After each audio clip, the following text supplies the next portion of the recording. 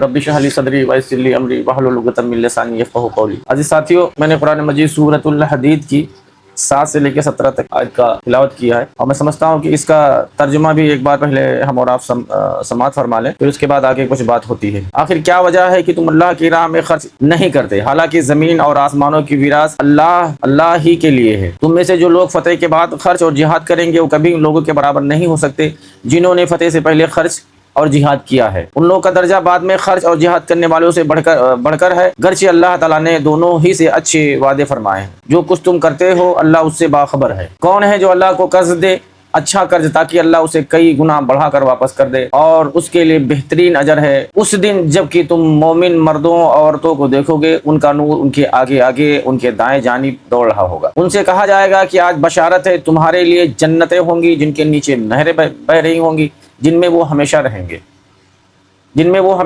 यही है बड़ी कामयाबी। उस रोज़ मुनाफिक मर्दों और औरतों का हाल ये होगा कि वो मोमिनों से कहेंगे, ज़रा हमारी तरफ देखो ताकि हम तुम्हारे नूर से कुछ फ़ायदा उठाएं, मगर उनसे कहा जाएगा पीछे हट जाओ, अपना नूर कहीं और तलाश करो। फिर उनके दरमियान एक दीवार हायल कर दी जाएगी जिसमें एक दरवाज़ा होगा, उस दरवाज़े के अंदर रहमत होगी और बाहर अजाब। वो मोमिन से पुकार कर कहेंगे, क्या हम तुम्हारे साथ ना थे? मोमिन जवाब देंगे, हाँ, मगर तुमने अपने आप को खुद फितने में डाला, मौका परस्ती की शक में पड़े रहे और झूठी तवक्कुआत तुम्हें फरेब देती रही, यहाँ तक कि अल्लाह का फैसला आ गया और वो आखिर वक्त तक धोखेबाज आखिर वक्त तो बड़ा धोखेबाज रहे। शैतान तुम्हें अल्लाह के मामले में धोखा देता है, लिहाजा आज ना तुमसे कोई फिदिया कबूल किया जाएगा और ना उन लोगों से जिन्होंने खुल्लम खुल्ला कुफ्र किया था। तुम्हारा ठिकाना जहन्नम है, वही तुम्हारी खबर की गिरी करने वाली है और ये बदतरीन अंजाम है। क्या ईमान लाने वालों के लिए अभी वक्त नहीं आया कि उनके दिल अल्लाह के जिक्र से पिघलें और उसके नाजिल करदा हक के आगे झुकें और उन लोगों की तरह ना हो जाएं जिन्हें पहले किताब दी गई थी, फिर एक लंबी मुद्दत उन पर गुजर गई तो उनके दिल सख्त हो गए और आज उनमें से अक्सर फासिक बने हुए हैं। खूब जान लो कि अल्लाह ज़मीन को उसकी मौत के बाद ज़िंदगी बख्शता है और हमने निशानियाँ तुमको साफ साफ दिखा दी, शायद कि तुम अक्ल से काम लो। ये इतनी आयतें मैंने तिलावत की थी जिसका तर्जुमा हमने आपके सामने पेश कर दिया है। बिरादरान अज़ीज़, जैसा कि हमें और आपको पता है कि गुज़िश्ता हफ्ते सूरतुल हदीद की चंद आयतें हमने आपके सामने पेश की थी, उसका तर्जुमा, उसकी तशरीह कुछ आ चुकी थी और इस आयत के बारे में भी हमने बताया था गुज़िश्ता हफ्ते। तो बाज़ की आयतें हैं, मैंने 10 आयतें आज तिलावत की है और इसका तर्जुमा भी हमने पेश कर दिया है। जैसे कि ये आपको मालूम है कि मौजू ये एक तो अल्लाह की राह में जिहाद के लिए, दूसरे अल्लाह की राह में इन्फाक के लिए बातें कही जा रही थी और इन्फाक के लिए ही इसमें ज़्यादा जोर दिया गया है। उस वक्त जो मसले पेश आ रहे थे उसमें 2 मसले बड़े अहम थे। एक अल्लाह की राह में जान देना, तो जज्बाती तौर पर तकरीर आदमी ये खुतबा सुना और जान दिया, मामला ख़त्म हो गया। उसके बाद जो दूसरा चैलेंज जो मुस्तकिल था कि आदमी ज़िंदा रहकर अपना माल अल्लाह की राह में खर्च करे। बहुत सारे मसाइब, बहुत सारी परेशानियाँ मुस्तकिल जो आती, मुसलसल जो आती हैं रोज़मर्रा, उसको बर्दाश्त करना, उस पर सब्र करना, उसमें आगे सबकत करना, ये बहुत बड़ी बात है। तो आगे जो आयतें आ रही हैं, मैंने कुछ इसके अल्लाह ताला की जो तस्बीहात थी, अल्लाह की सिफतें थी, उसका मैंने कुछ जिक्र इसके पहले की आयतों में आया हुआ है। अब उसके बाद में जो है ना आयत जो आ रही है वो बड़ी गौर तलब करने वाली, हमारे लिए भी बहुत अहम है, उस पर गौर करेंगे, कुछ सुनेंगे, कुछ समझेंगे। मैं चश्मा आज भूल गया तो थोड़ा सा नज़र हल्की सी कमज़ोर है, तो कुछ थोड़ा सा देख के पढ़ने में दिक्कत हो रही है। तो आगे आज जो वमा लकुम ला तुमिनूना बिल्लाह, आखिर तुम्हें क्या हो गया है कि तुम तुमिनूना बिल्लाह व रसूलहू, कि तुम अल्लाह उसके रसूल पर ईमान नहीं ला रहे। ये बातें किससे कही जा रही है? ये कुफार से नहीं कही जा रही, ये खुद मुसलमानों से कही जा रही है जो ऑलरेडी पहले से ईमान ला चुके थे, सहाबा का गिरोह, ईमान वालों को गिरोह। या फिर तुम्हें क्या हो गया है कि तुम अल्लाह उसके रसूल पर ईमान नहीं ला रहे हो? और आखिर बात कहाँ से जबकि अल्लाह का रसूल तुम्हारे सामने कुरान की आयतें पेश कर रहा है, अल्लाह की आयतें कुरान की पेश की जा रही हैं, मगर पहले ईमान का दिल पिघल नहीं रहा है, उस पर ये बातें कही जा रही है कि आखिर तुम्हें क्या हो गया है कि तुम जो है ईमान नहीं ला रहे हो। اللہ تؤمنون باللہ ورسولہ، یہ دو ہاں، تم اللہ پر ایمان نہیں لاتے ہو، حالانکہ رسول تمہیں اپنے رب پر ایمان لانے کی دعوت دے رہا ہے اور تم سے عہد لے چکا ہے۔ یعنی جو دعوت تمہارے سامنے اللہ کے رسول صلی اللہ علیہ وسلم دے رہے ہیں، یہ دعوت تو تمہیں براہ راست مل رہی، ڈائریکٹلی مل رہی ہے، فیس ٹو فیس مل رہی ہے، بیچ میں بلا واسطہ نہیں مل رہی ہے کہ کسی اور کے ذریعے سے تم تک یہ پیغام پہنچایا جا رہا ہے، بلکہ اللہ کے رسول تمہیں خود تم سے مخاطب ہیں، اور تم ایمان نہیں لا رہے ہو، یعنی اللہ اس کے رسول کی باتوں کو نہیں مان رہے ہو۔ تو آپ سنیں کہ یہ بات تو تھوڑی دیر کے لیے ہم سوچیں کہ یہ باتیں تو صحابہ سے ہو رہی ہے، تو کیا آیا وہی اس کے مخاطب ہیں؟ آج ہم یہ امت مسلمہ نہیں ہیں، یا اس کے بعد کے ادوار جتنے ایمان والے آئے کیا وہ نہیں ہیں؟ ہر دور کے لیے مخاطب ہے، ہر دور کے مسلمان اس کے مخاطب ہیں، کیونکہ یہ قرآن پر ہمارا ایمان ہے۔ آپ جانتے ہوں گے کہ اسلام میں اسلام کی بنیاد 5 باتوں پہ ہے، لیکن ایمان کی بنیاد یا ایمان کے ارکان 6 باتوں میں ہیں، جس میں سے ایک ہمارے ایمان جز کا یہ بھی حصہ ہے کہ اللہ کی ساری کتابوں پر ایمان لانا ہے۔ تو ہم آلریڈی اس کتاب پر ایمان لا چکے ہیں، اور یہ قرآن رہتی دنیا کے لیے ہدایت کا راستہ ہے۔ تو اس کے مخاطبین ہم بھی ہیں، یہ ہم غیر مسلم نہیں ہیں، ہم تو مسلمان ہیں، ایمان کا دعویٰ ہم کرتے ہیں۔ اسلام کی بات آ جائے، مسلمان کی بات آئے، تو اس کے مخاطب ہم بھی ہیں۔ تو آگے اللہ کہہ رہا ہے کہ جبکہ تم سے عہد لیا جا چکا ہے اور اس کے باوجود تم اسے ماننے سے انکار کر رہے ہو، اب یہ عہد کون سا ہے؟ اللہ نے ہم سے کیسا وعدہ لیا؟ ایک تو مفسرین نے بیان کیا، وہ نسل انسانی کو بننے سے پہلے اللہ تعالیٰ نے روح سے، تمام عالم ارواح میں اللہ تعالیٰ نے تمام ابن آدم کی روحوں سے وعدہ کیا تھا، تو اس وقت تمام روحوں نے وعدہ کیا تھا، تو یہ وہ ہے۔ اور اس کے بارے میں مفسر نے کہا ایک وعدہ اور ہے اسی طرح کا، لیکن اصل جو وعدہ وہ ہے جو ایک مسلمان ایمان لانے کے بعد پورے شعور کے ساتھ اللہ اس کے رسول سے کرتا ہے کہ ہم ایمان لائے ہیں اور ہم ہر حال میں اسلام کے لیے، اسلام کی نصرت کے لیے، اسلام کی کامیابی کے لیے ہم جد و جہد کریں گے، ہم ساتھ جب تک زندہ ہیں، ہم جان بھی ہماری قربان، ہمارے مال کی بھی قربانی بھی ہم برداشت کریں گے۔ یہ ساری چیزوں کا عہد شعوری طور پر جو اس وقت صحابہ نے کیا تھا، عہد و پیمان کیا تھا، میثاق کیا تھا، وہی عہد و پیمان ہم آپ بھی کر رہے ہیں اللہ کے ساتھ، اس کے رسول کے ساتھ۔ تو آگے جو آیت ہے کہ آیاتم بیناتم لیخرجوکم من الظلمات الی النور ان اللہ بکم رؤوف الرحیم۔ اگر واقعی تم ماننے والے ہو، اور اللہ وہی ہے جو اپنے بندے پر صاف صاف آیتیں نازل کرتا ہے تاکہ تمہیں تاریکیوں سے نکال کر روشنی میں لے آئے۔ در حقیقت اللہ تم پر نہایت شفیق اور مہربان ہے۔ یعنی اللہ یہ کہہ رہا ہے کہ اللہ تو وہ ہے کہ اپنے بندے یعنی نبی صلی اللہ علیہ وسلم پر اپنے احکامات، اپنے صاف صاف نشانیاں تمہارے سامنے آیتیں پیش کر رہا ہے تاکہ تم اندھیرے سے نکل کر روشنی کی طرف آ جاؤ۔ یعنی جو کفر کے، شرک کے، جہالت کے جتنے سارے اندھیرے ہیں ان سے اللہ تعالیٰ تمہیں نکالنا چاہتا ہے۔ کیوں نکالنا چاہتا ہے؟ اس لیے کہ اللہ اپنے بندوں پر شفیق ہے اور رحیم ہے۔ ان اللہ بکم لرؤوف الرحیم، یعنی یہ تو ہمارے حق میں رؤوف یعنی وہ انتہائی شفیق ہے، ہمارے ساتھ شفقت کا، نرمی کا معاملہ کرتا ہے، اور ساتھ ساتھ وہ رحیم بھی ہے، انتہائی رحم کرنے والا ہے۔ یہ ساروں بندوں پر اس کا معاملہ ہے۔ اس دور میں بھی کتنی جہالتیں تھی، کتنے نظریات کفر و شرک کے بھرے ہوئے تھے، کیا آج کم ہیں؟ نہیں، اس سے کئی گنا زیادہ بڑے ہوئے ہیں۔ آج ایک انسان دنیا کے سارے علوم و فنون حاصل کر لیتا ہے، دنیا کے سارے فلسفے پڑھ لیتا ہے، اگر کچھ نہیں پڑھتا ہے اپنی رشد و ہدایت کے لیے، اپنی رہنمائی کے لیے، اپنی دنیا اور آخرت کو بہتر بنانے کے لیے، تو وہ صرف قرآن نہیں پڑھتا، نبی کی حدیث، نبی صلی اللہ علیہ وسلم کی سیرت کو نہیں پڑھتا۔ دنیا کے جتنے علوم و فنون ہیں آپ کو دنیا کی چند روزہ زندگی کی رہنمائی کرتا ہے، جتنے بھی علم دنیا کے اٹھا کے دیکھ لیجیے، سائنس کے دنیا کی حد تک کا آپ کو سارے علوم بتاتا ہے۔ قرآن ایک ایسی کتاب ہے جو آپ کی دنیا کی بھی رہنمائی کرتا ہے، اور دنیا کے بعد کی ایک زندگی آنے والی ہے جو لازوال ہے، اس کی بھی رہنمائی کرتا ہے۔ وہاں پر جب انسان چلا جائے گا، ایک جنت ہے، ایک جہنم ہے۔ جو جنت میں گیا کبھی نہیں موت ہے، جو جہنم میں گیا کبھی نہیں موت ہے۔ تو قرآن ایک ایسی کتاب ہے جو دنیا سے لے کر آخرت تک کی رہنمائی کرتا ہے۔ لہٰذا قرآن میں آپ پڑھیں گے جو اللہ نے قرآن کی جو سب سے جامع دعا ہے وہ کیا ہے؟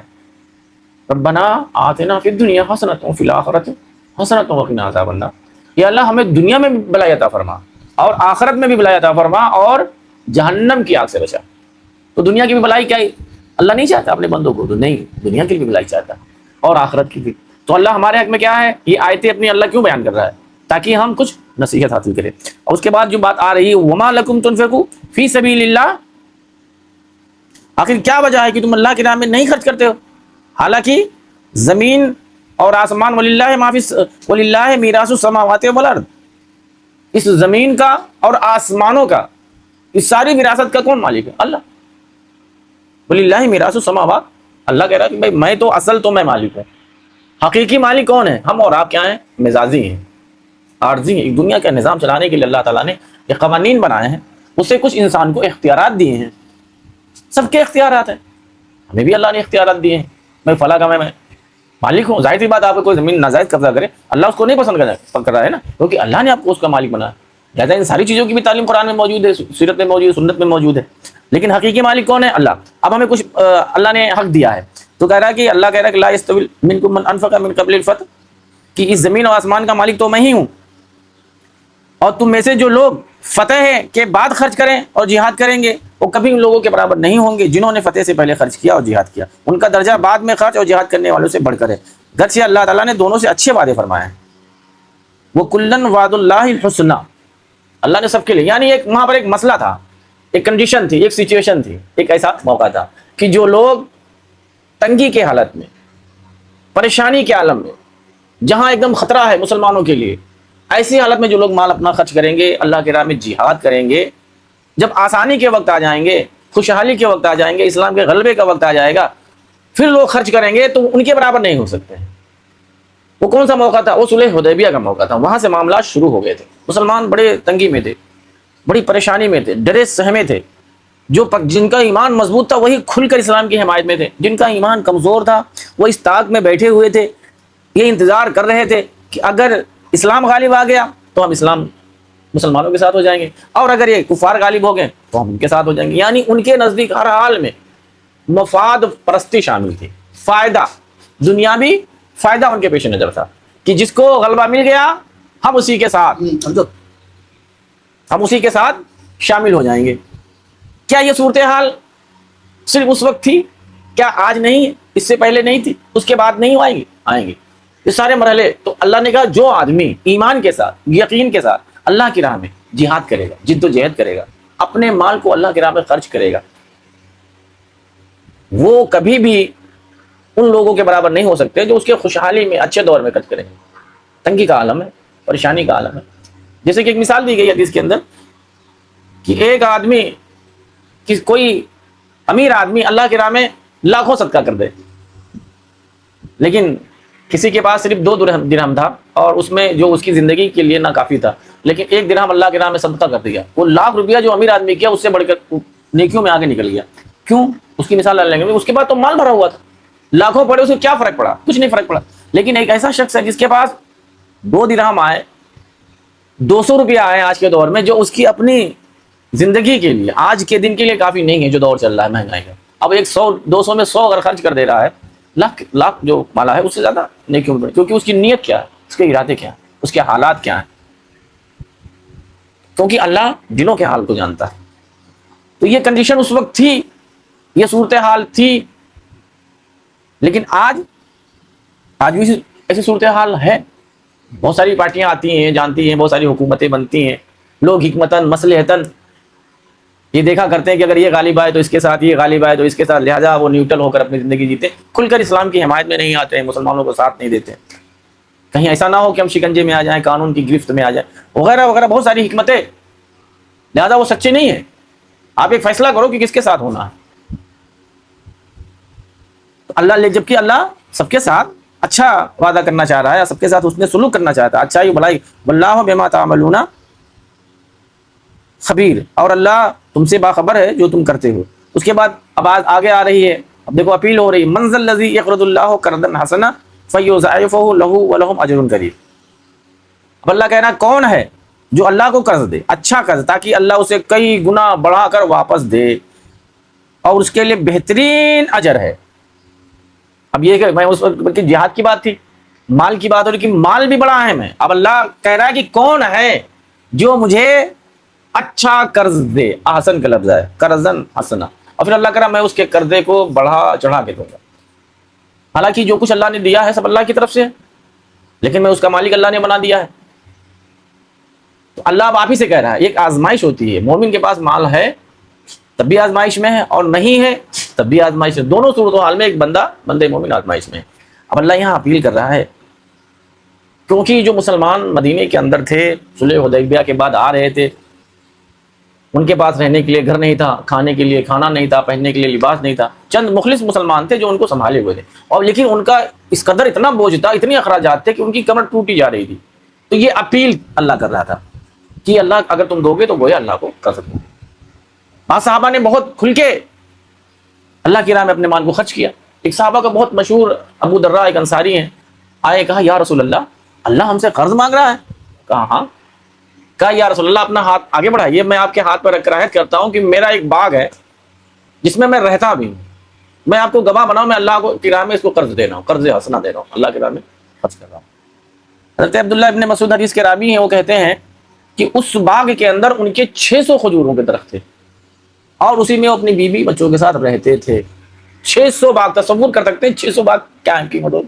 اس وقت یہ آیت نازل ہوئی، انہوں نے اللہ کی راہ میں اسے قرض دے دیا، اللہ قرض حسنہ. یہ جذبہ صحابہ کا، بتائیے کیا ایمان تھا. اور آئے ہیں تو باغ کے اندر بھی نہیں گئے، باہر سے کھڑے ہو کر اپنی اہلیہ کو آواز دیا کہ فلاں کی امی باہر آؤ، میں نے اس باغ کو اللہ کی راہ میں صدقہ کر دیا ہے، اللہ کو قرض حسنہ دے دیا ہے. بتائیے وہ کیا ایمان تھا. انہوں نے کہا کہ یہ فلاں کہ ابو آپ نے جو بھی فیصلہ کیا اچھا کیا ہے، یہ تو بڑا ہی منافع کا سودا آپ نے کیا ہے. اور گھر سے باہر نکل آئیں اپنے بیٹوں کو لے کر، وہاں سے وہ چلے گئے. کیا ایمان تھا. آج ایسی عورتیں ہوں گی ہمارے سماج میں، ڈھونڈنے سے ملیں گی بھائی، ڈھونڈنے سے ملیں گی. تو صحابہ نے ایسی قربانیاں دی، ایسی مثالیں، کئی ایک مثالیں آپ کو مل جائے گی. لیکن وہیں پر دوسرے بھی تھے، ایسا نہیں ہے قرآن کی آیتیں نازل ہو رہی ہیں تو دونوں گروہ تھے، ایسا نہیں. اور آج بھی ہیں کیا؟ آج نہیں ہے کیا؟ اس سے پہلے اور نہیں تھے، اس کے بعد کے دور میں نہیں تھے، آنے والے دور میں نہیں آئیں گے؟ آئیں گے. اللہ کی راہ میں لوگ آج بھی، پہلے بھی لوگ دکھاوے کے لیے خرچ کرتے تھے، آج تو اس سے کئی گنا بڑھا ہوا. ہمارے اپنے مسلم سماج کا حال دیکھ لیجیے، ہمارے اپنے گھروں رشتوں میں سماج میں دیکھ لیجئے کہ لوگ پریشان حال کی مدد نہیں کرنا چاہتے. ان کے پاس بھرا ہوا ہے پیسہ، انبار لگا ہوا ہے پیسے کا، لیکن مجال ہے اپنے ہی رشتہ داروں میں خرچ کر دیں؟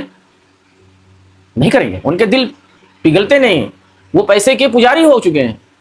وہ حال اگر قرآن میں اگر آپ یہ آیتیں پڑھیں تو آج آپ اکثریت دیکھیں گے، اکثریت سماج کی، کہ ایک رشتہ دار کی مدد نہیں کرنا چاہتا ہے.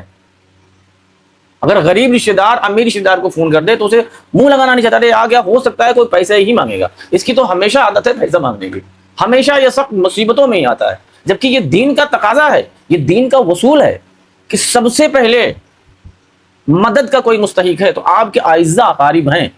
سب سے پہلے اگر باہر تم خرچ کر رہے ہو دکھاوے کے لیے نا، نہیں، سب سے پہلے اگر ایمان ہے تو سب سے پہلے وہی اس کے مستحق ہوتے ہیں. آج دیکھیں حال کیا، اگر بھائی کو فون کر دے، ہو نہ ہو بھائی نے، اسی لیے غریب بہن باپ کو فون کر دے، بھائی کو فون کر دے تو بھائی کا کلیجہ پھٹنے لگتا ہے کہ کیسی بہن ہے.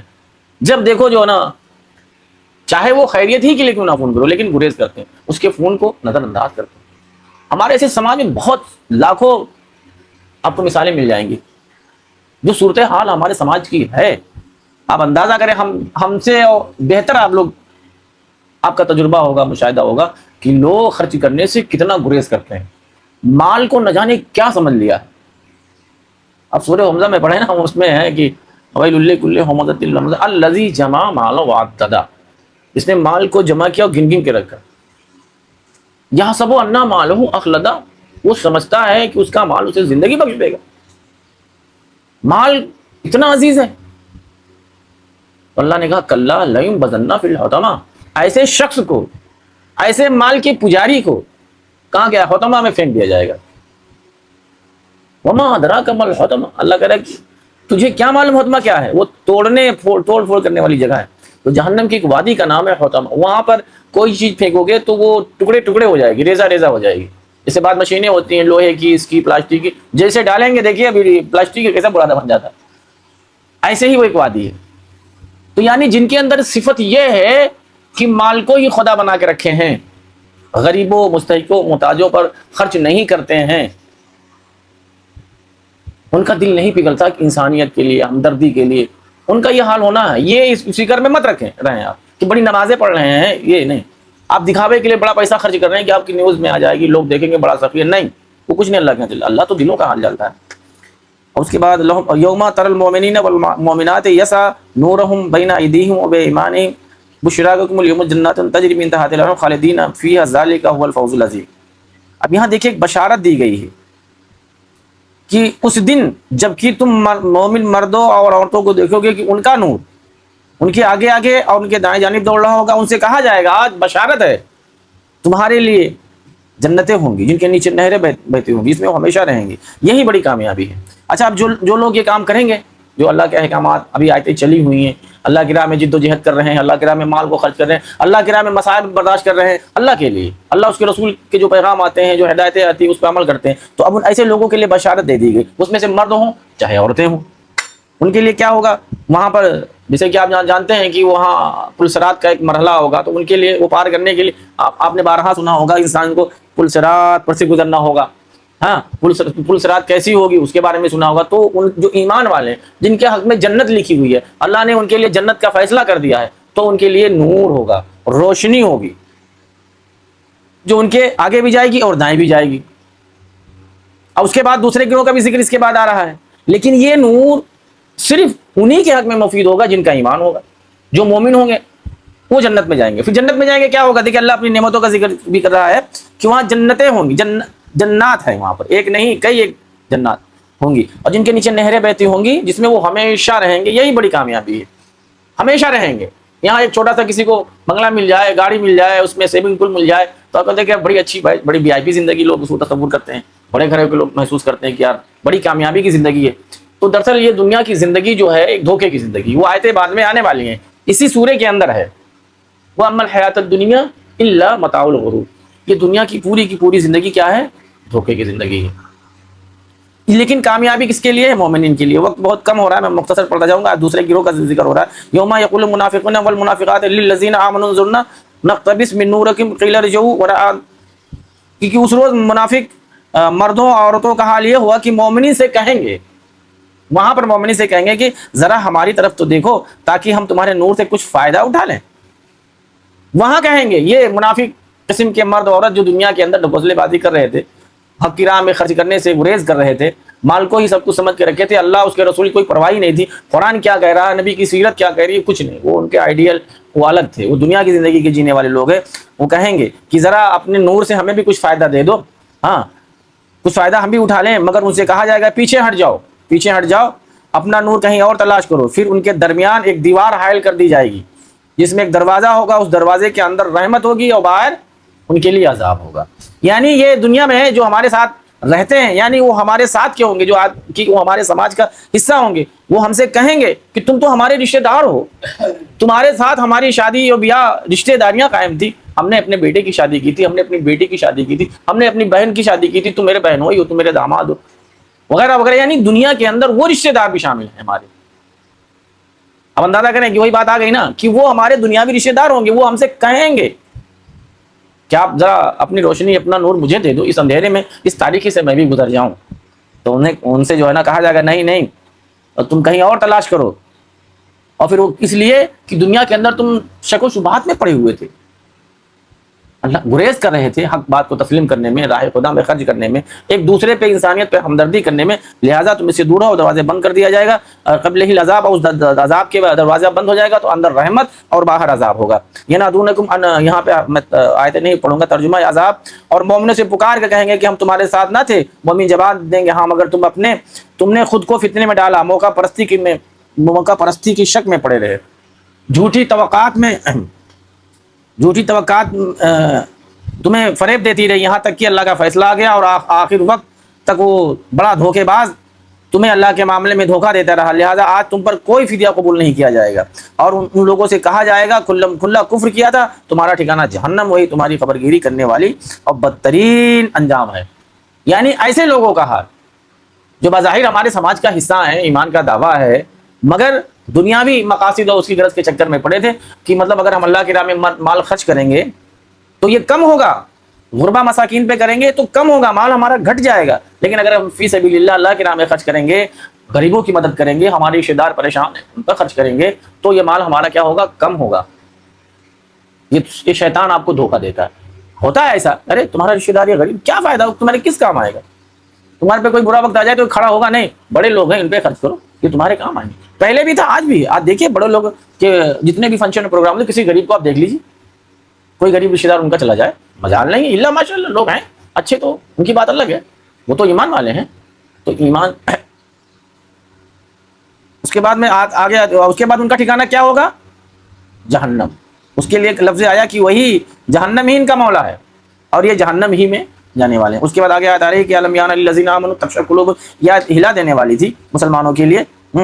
یہ بڑی اہم ہے. کیا ایمان لانے والے کے لیے بھی وقت نہیں آیا کہ ان کا دل اللہ کے ذکر سے پگھلے, اس کے نازل کردہ احکام کے آگے جھکیں, اور ان لوگوں کی طرح نہ ہو جائیں جنہیں پہلے کتاب دی گئی, پھر ایک لمبی مدت ان پر گزر گئی تو ان کے دل سخت ہو گئے, اور ان میں سے اکثر فاسق بنے ہوئے ہیں. خوب جان لو کہ اللہ تعالیٰ, ہاں یہاں تک یہ آتا ہے کہ یہ بات کس کے لیے کہی گئی, کہ ابھی تمہارے لیے وقت نہیں آیا کہ تم پر اللہ کی آیتیں پڑھی جا رہی ہیں, پیش کی جا رہی ہیں, اور تمہارا دل اللہ کے خوف سے پگھلتا نہیں ہے.